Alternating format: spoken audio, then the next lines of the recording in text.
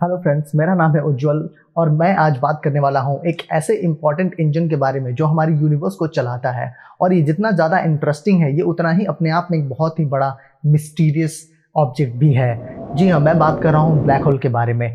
लेकिन 2007 में जब एस्ट्रोनॉमर्स जब डीप स्पेस में जब वो रिसर्च कर रहे थे, तब उन्होंने एक ऐसे ब्लैक होल की खोज की जो कि नॉर्मल ब्लैक होल से बहुत ज़्यादा बड़ा था। मैं बात कर रहा हूँ सुपर मैसिव ब्लैक होल की। अगर हम उसके मास की बात करें तो हमारे सन से 800 मिलियन टाइम्स ज़्यादा उसका मास है। और अगर हम वेट की बात करें तो वो हमारे सन से 1 लाख बिलियन टाइम्स ज़्यादा उसका वेट है। तो आखिर कम समय में इतना ज़्यादा बड़ा ब्लैक होल कैसे बना? और यही सवाल एस्ट्रोनॉमर्स को आज भी पजल्ड करके रखा हुआ है।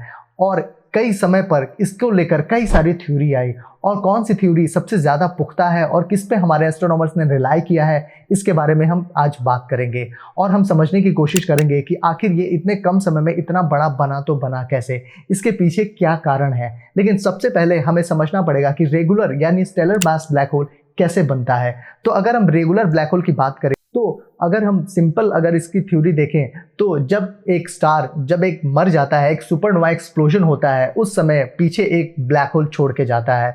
लेकिन इसमें कई सारे मास इजेक्ट भी होते हैं। तो सवाल ये है कि क्या अर्ली यूनिवर्स में ऐसे स्टार रहे होंगे जिसकी वजह से इतना बड़ा ब्लैक होल फॉर्म हो गया? तो अगर हम बात करें अर्ली यूनिवर्स की, तो बिग बैंग के 690 मिलियन ईयर्स बाद उस समय हमारा यूनिवर्स आज के यूनिवर्स के कंपेयर में 5 से 6% ही था। और अगर हम बात करें एलिमेंट्स की, तो उस समय हमारे यूनिवर्स में 2 एलिमेंट सबसे ज़्यादा थे, वो थे हीलियम और हाइड्रोजन। और इन्होंने एक गैस का एक क्लाउड बनाया और अपनी ही ग्रेविटी से ये कोलैप्स हो गए। और इन्होंने एक डेंस कोर को न्यूक्लियर फिजन के द्वारा इन्होंने इग्नाइट किया, जिससे पहले स्टार का जन्म हुआ। लेकिन सवाल ये उठता है कि क्या ये स्टार इतना बड़ा था जिससे कि इतना बड़ा ब्लैक होल बन सके? जो अर्ली यूनिवर्स में जो स्टार होते थे उनको हम पॉपुलेशन 3 स्टार कहते थे। ये आज के स्टार से काफ़ी ज़्यादा ब्राइट होते थे और ये जल्दी जीते थे, और इनकी लाइफ भी बहुत शॉर्ट होती थी, ये जल्दी मर भी जाते थे। लेकिन ये इतने ज़्यादा बड़े नहीं थे जिससे कि ये ब्लैक होल बन सके, क्योंकि जब भी एक सुपरनोवा जो प्रोसेस होता है उसमें काफ़ी सारा मास जो होता है वो इजेक्ट हो जाता है, और उसके बाद या तो न्यूट्रॉन स्टार बनता है या तो ब्लैक होल बनता है। लेकिन पॉपुलेशन 3 स्टार इतने बड़े नहीं थे जिससे कि एक बहुत बड़ा ब्लैक होल बन सके। तो ये थ्योरी तो रिलाई नहीं करती है। अब हम चलते हैं दूसरी थ्योरी की तरफ। हमारी दूसरी थ्योरी ये कहती है कि ब्लैक होल चूंकि अपने रास्ते में आने वाली किसी भी चीज़ को कंज्यूम कर जाते हैं, चाहे वो लाइट ही क्यों ना हो, लाइट भी उससे रिफ्लेक्ट नहीं हो पाती है। तो इसका ये भी कारण हो सकता है कि इन्होंने ओवर ईटिंग या फिर ईटिंग के चलते ये इतना बड़ा साइज को इन्होंने अचीव कर लिया हो। तो अगर हम देखें अभी यूनिवर्स में, तो हमारे एस्ट्रोनॉमर्स ने एक ऐसे ब्लैक होल की खोज करी है जो कि लगातार फीड कर रहा है, जिसका नाम है सिग्नस X1। और ये अपने एक्सेलरेशन डिस्क की हेल्प से ये फीड कर रहा है, और जिस स्टार को ये फीड कर रहा है वो हमारे सन से 20 टाइम्स ज़्यादा मास में अधिक है, और जिसको एस्ट्रोनॉमर्स जिसको कहते हैं ब्लू सुपर जायंट। और ये 5 मिलियन ईयर से ये फीड कर रहा है। लेकिन हमारे एस्ट्रोनॉमर्स का मानना है कि अगर ये इस स्पीड से भी अगर ये फीड करे तो भी ये उस ट्रैजेक्टरी तक नहीं पहुंच सकता कि ये सुपर मैसिव ब्लैक होल बन जाए।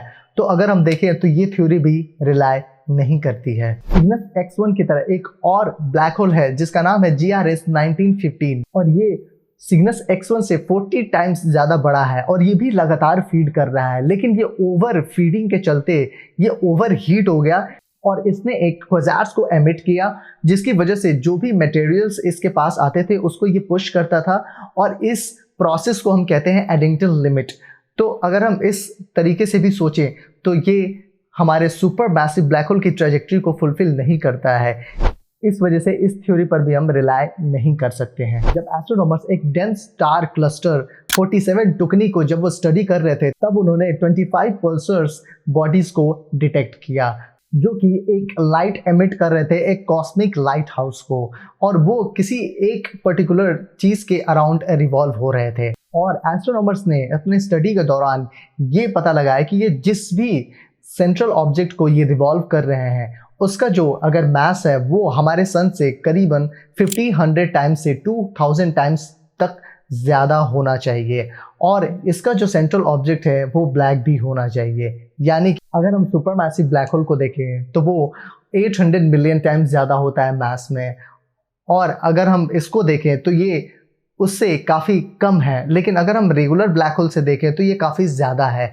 तो इसे उन्होंने इसको रखा इंटरमीडिएट मास ब्लैक होल, इसका नाम रखा। लेकिन ऐसे बहुत सारे ब्लैक होल नहीं मिले हैं, जैसे सुपर मैसिव ब्लैक होल 100 से भी ज़्यादा मिले हैं और रेगुलर ब्लैक होल भी काफ़ी सारे मिले हैं। लेकिन अगर हम बात करें इंटरमीडिएट मास ब्लैक होल की तो ये अभी बहुत ज़्यादा नहीं मिले हैं। 2020 में सितंबर में जब एस्ट्रोनॉमर्स जब ग्रेविटेशनल वेव्स को जब स्टडी कर रहे थे तो उन्होंने एक ऐसा सिग्नल को पाया जो कि एक बहुत ही स्ट्रेंज था, और वो एक सिग्नल था वुप की तरह। जब उसको डीप में उन लोगों ने स्टडी किया तो ये देखा कि ये किसी दूर से थर्ड की आवाज़ हो सकती है, किसी चीज़ को कोलाइड होने की आवाज़ हो सकती है।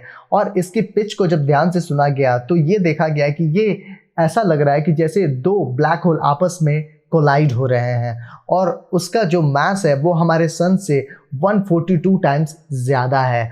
और ये पहली बार कंफर्म्ड ऑब्जर्वेशन था इंटरमीडिएट मास ब्लैक होल के। नवंबर के 2018 में जब एस्ट्रोनॉमर्स जब गैलेक्सीज को जब स्टडी कर रहे थे तो उन्होंने पाया कि किसी किसी गैलेक्सी में एक नहीं बल्कि 2 सुपरमैसिव ब्लैक होल है और 3 भी हैं। यानी जब गैलेक्सीज का जब मर्जर हो रहा था तो इन ब्लैक होल ने भी आपस में कोलाइड किया होगा, और इस वजह से ये इतने सुपर जाइंट यानी सुपर मैसिव ब्लैक होल की ट्रैजेक्टरी को ये अचीव कर पाए हैं।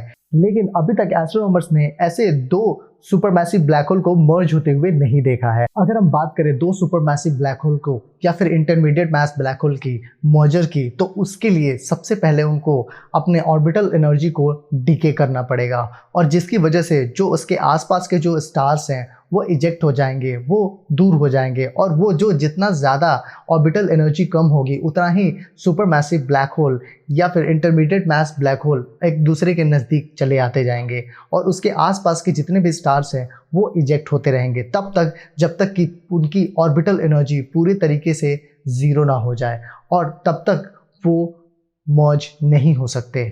और इस प्रॉब्लम को हम कहते हैं पार्सेक प्रॉब्लम। 2019 में एस्ट्रोनॉमर्स ने एक ऐसी गैलेक्सी को खोज निकाला जहां एक नहीं, 2 नहीं बल्कि 3 ब्लैक होल मौजूद थे, और तीनों का मर्जर हो रहा था।